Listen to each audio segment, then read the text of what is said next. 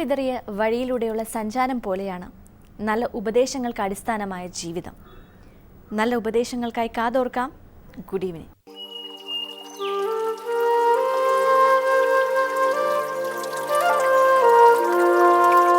Good evening. Joseph എന്നൊരു വ്യക്തി, അദ്ദേഹം കേരളത്തിലെ ഒരു ബാങ്കിൻ്റെ മാനേജറാണ്. അദ്ദേഹത്തിൻ്റെ ഒരു ബന്ധുവായ പെൺകുട്ടിയുടെ ഹസ്ബൻഡ് മരിച്ചു.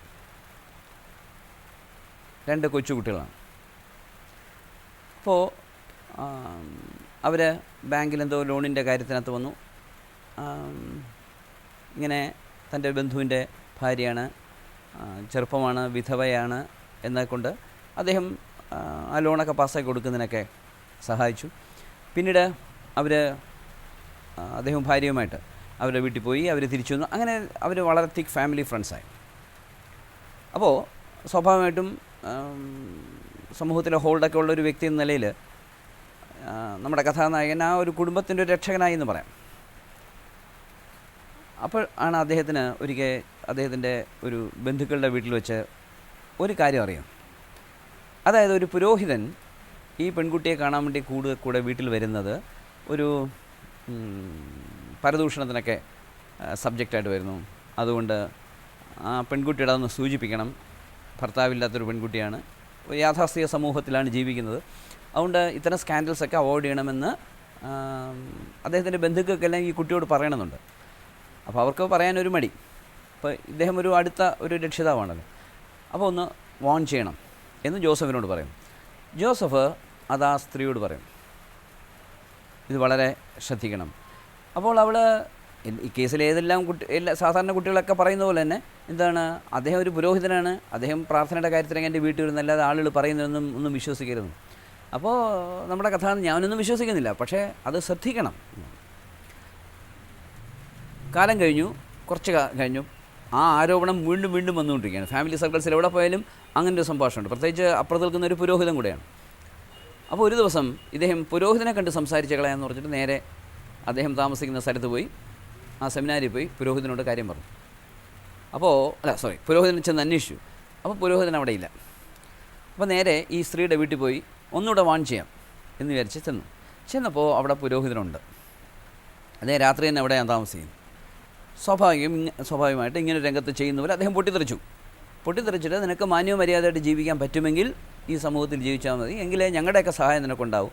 അല്ല, ഈ മനുഷ്യൻ നിനക്ക് വിവാഹം കഴിക്കണം എന്ന് ആഗ്രഹമുണ്ടെങ്കിൽ ഇദ്ദേഹം ഈ പൗരോഹിത്യമൊക്കെ ഉപേക്ഷിച്ച്, അങ്ങനെയാണല്ലോ അത് ചെയ്യേണ്ടത്, ഉപേക്ഷിച്ച് വന്നിട്ട് നിന്നെ കല്യാണം കഴിച്ച് ജീവിക്കണം, അല്ലാതെ സമൂഹത്തിന് ചേരാത്ത ഈ രീതി കൊള്ളില്ല എന്നൊക്കെ പറഞ്ഞ് അദ്ദേഹം ചൂടായി. ആ പുരോഹിതൻ എന്ത് ചെയ്തു, ഈ പെൺകുട്ടിയെയും 2 കുട്ടികളെയും കൂടെ കാർ കയറ്റി ഒറ്റ പോകാൻ പോയി. അപ്പോൾ ഇദ്ദേഹം തീരുമാനിച്ചു ഇനി ഈ കുടുംബമായിട്ട് യാതൊരു ബന്ധവും വേണ്ട. അങ്ങനെ അദ്ദേഹം തിരിച്ച് വീട്ടിൽ ചെന്ന് ഭാര്യയോട് പറഞ്ഞു, നമുക്കിനി ഇടപെടാൻ വരുന്ന കേസല്ല, നമ്മൾ ഇടപെടണ്ട. പക്ഷേ സംഭവം അതല്ല. കുറച്ച് ദിവസം കഴിഞ്ഞപ്പോൾ ഈ പെൺകുട്ടി പോലീസിൽ പരാതി കൊടുത്തു, ഈ മാനേജർ എൻ്റെ വീട്ടിൽ കയറി വന്ന് എന്നെ ബലാത്സംഗം ചെയ്യാൻ ശ്രമിച്ചു എന്നാണ്. അപ്പോൾ ഇങ്ങനൊരു കേസ് പോലീസ് സ്റ്റേഷനിൽ കൊടുക്കുമ്പോൾ ഒരു പുരുഷൻ, അത് അപ്പുറ സൈഡിലെ പുരുഷനായിരിക്കുമല്ലോ, ആ പുരുഷൻ തികച്ചും നിസ്സഹായനാണ്. ഇവിടുത്തെ നമ്മുടെ കോൺസ്റ്റിറ്റ്യൂഷന് എത്ര നിഷ്കളങ്കനായ പുരുഷനാണെങ്കിലും അയാളെ സഹായിക്കാൻ കഴിയില്ല. അത്തരത്തിലുള്ള നിയമങ്ങളാണ് ഉണ്ടാക്കി വെച്ചിരിക്കുന്നത്. നമ്മുടെ നിയമങ്ങളെക്കുറിച്ച് വലിയ അറിവുള്ള ആളുകൾ ഉണ്ടാക്കി വെച്ചിരുന്ന നിയമങ്ങളാണ്. എന്തായാലും അദ്ദേഹത്തെ അറസ്റ്റ് ചെയ്തു. അദ്ദേഹത്തിൻ്റെ കുടുംബജീവിതത്തിലും ഔദ്യോഗിക ജീവിതത്തിലൊക്കെ വലിയ പ്രശ്നമായി. പക്ഷേ അദ്ദേഹം ഇത് വിട്ടില്ല. അദ്ദേഹം ഈ കേസ് വളരെ ശക്തമായിട്ട് വാദിച്ചു മാത്രമല്ല, അദ്ദേഹം DGP ചെന്ന് കണ്ട് ഈ കാര്യം പറഞ്ഞു. അപ്പോൾ DGP സംശയദൃഷ്ടിയോടുകൂടിയാണ് ആദ്യം കണ്ടത്. പക്ഷേ അദ്ദേഹം ഈ നർക്കോ അനാലിസിസ് ടെസ്റ്റ് നടത്താൻ പറ്റുമെന്ന് ചോദിച്ചു. അതായത് ലൈ ഡിറ്റക്ടർ വെച്ചിട്ട് കെമിക്കൽ റിയാക്ഷൻസിലൂടെ ബ്രെയിനിൽ കൊടുത്തിട്ട് അയാൾ സത്യം മാത്രമേ ആണോ പറയുന്നതെന്ന് അറിയാൻ വേണ്ടി. അപ്പോൾ ഇദ്ദേഹം പറഞ്ഞു, ഞാൻ ഏത് ടെസ്റ്റിനും ഞാൻ തയ്യാറാണ്. അങ്ങനെ അദ്ദേഹത്തെ നാർക്കോ അനാലിസിസ് നടത്തിയപ്പോൾ വളരെ വ്യക്തമായിട്ട് തെളിഞ്ഞു, ഇയാൾ പറയുന്നത് വളരെ സത്യമാണ്, ആ പെൺകുട്ടി പറഞ്ഞ മുഴുവൻ നുണയാണ്. അപ്പോൾ പോലീസ് അന്വേഷണം രീതി മാറ്റി ആ പുരോഹിതനെ ചോദ്യം ചെയ്തു. അപ്പോൾ കുറേ തെളിവുകൾ വന്നു. പിന്നെ ആ പെൺകുട്ടിയെ ചോദ്യം ചെയ്തപ്പോൾ ആ പെൺകുട്ടി വളരെ വ്യക്തമായിട്ട് പറഞ്ഞു, ആ പുരോഹിതൻ പറഞ്ഞ അനുസരിച്ചിട്ടാണ് ഞാൻ ഇദ്ദേഹത്തിനെതിരെ ഇങ്ങനെ കള്ളക്കേസ് കൊടുത്തത്.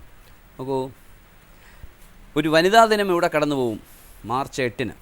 അപ്പോൾ എല്ലാ ചാനലുകാരും പേപ്പറുകാരും എല്ലാ വീക്കിലുകളും ഭയങ്കരമായിട്ട് ആഘോഷിക്കും. കാരണം ഒരു സ്ത്രീയുടെ ദിവസമാണ്. എന്നാൽ നവംബർ 19 ഒരു ദിവസമുണ്ട്, അത് അഖില ലോക പുരുഷ ദിനമാണ്. ഒരു വരി പോലും പത്രങ്ങൾ പുരുഷന് വേണ്ടി എഴുതുന്നില്ല എന്നുള്ളൊരവസ്ഥ. അപ്പോൾ നിയമം എന്ന് പറയുമ്പോൾ അത് പുരുഷനായാലും സ്ത്രീയായാലും ഏത് ജാതിയായാലും ഏത് പണക്കാരനായാലും പാവപ്പെട്ടവനായാലും പണ്ഡിതനായാലും പാവനായാലും നിയമത്തിൻ്റെ കണ്ണിൽ ഒരിക്കലും ഒരു വർഗത്തോട് ഒരു പ്രത്യേകത കാണിക്കാൻ പാടില്ല. അങ്ങനെയാണെങ്കിൽ അത് നിയമമല്ല.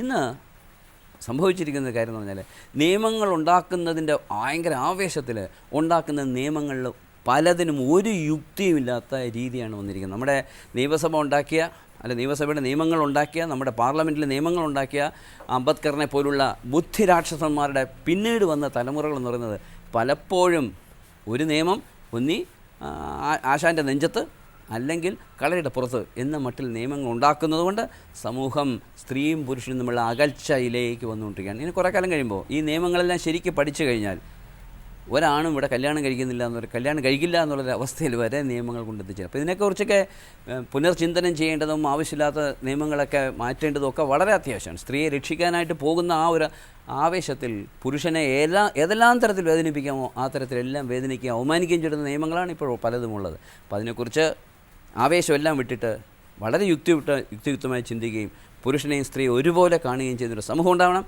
ആ സമൂഹം ഉണ്ടാവണമെന്ന് വീട്ടമ്മയിലാണല്ലോ നമ്മൾ പറയേണ്ടത്. അതുകൊണ്ട് പറയുന്നു, ഗുഡ് ഈവനിങ്. നല്ലൊരു ചിന്തയോടെ നമുക്കിന്ന് സായനത്തിലേക്ക് പ്രവേശിക്കാം. സ്വാമി അശ്വരുന്നാളി സൈനിങ് ഓഫ്. Good evening.